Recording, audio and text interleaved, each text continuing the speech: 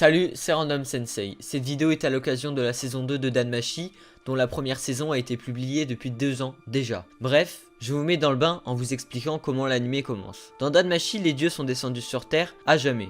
Mais avant, ils scellèrent leur pouvoir divin et en guise de cadeau pour les accueillir, ils donnèrent une partie de leur pouvoir à leurs enfants. Chaque enfant recevant une partie du pouvoir se voit donc rejoindre la familia du dieu offrant son pouvoir. C'est ainsi que des familias se créèrent pour défendre leur monde des attaques des monstres. On va suivre l'histoire de Belcranel, un garçon devenu aventurier pour la familia de la déesse Hestia. Tout commence lors d'une expédition dans le terrible donjon labyrinthique d'Orario, où se trouvent tous les monstres qui menacent leur monde. Dans Danmachi, il y a un système d'étages. Plus l'aventurier est fort, plus les étages sont faciles d'accès. Vous avez compris que Bel n'a pas capté le principe des étages, qui est pourtant très simple.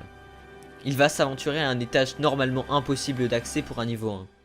Et pour un aventurier n'ayant pas de coéquipier, car oui, la familia de Hestia est l'une des seules à ne compter qu'un aventurier. Bref, ce qui devait arriver arriva, il tomba nez à nez avec un Minotaure bien trop fort pour lui. Heureusement, il n'est pas totalement unlucky, puisque Haze, une niveau 5, le sauve.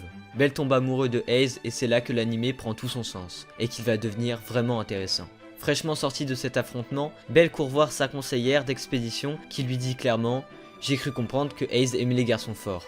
Bref, vous avez compris qu'à partir de là, Bel va level up d'une façon impressionnante, grâce à une mystérieuse compétence qui lui est unique. Personnellement, j'ai accroché direct grâce aux chara-design qui sont tout à fait à mon goût, et qui selon moi pourront vous séduire. L'animation n'est pas à laisser de côté, puisqu'elle est franchement très réussie. Mais ce n'est pas tout, car le gros point fort de cet animé, c'est bien sûr les traits de personnalité qui viennent parfaitement s'emboîter avec l'histoire. L'histoire se déroule dans un monde qui m'a fait penser au premier coup d'œil à Linkrad dans SAO pour les connaisseurs. Du fait que les combats utilisent des compétences d'épée et vous verrez les deux univers sont vraiment proches. Bel est un personnage très attachant mais pas vraiment respecté de tout le monde au début de l'anime. Tout ça à cause de l'incident du Minotaure qui a fait parler de lui, car Bel est ressorti du donjon avec la tête toute couverte de sang. Grâce à ça, il a gagné un surnom que je vous laisse découvrir par vous-même. Si je devais noter cet animé, je lui mettrais un bon 8 sur 10 grâce au chara-design et aux personnages dans leur globalité. Je lui mets pas 10 sur 10 car selon moi il manque de 3 petites choses, comme par exemple des épisodes parce que 12 c'est clairement pas assez pour développer un animé avec autant de potentiel.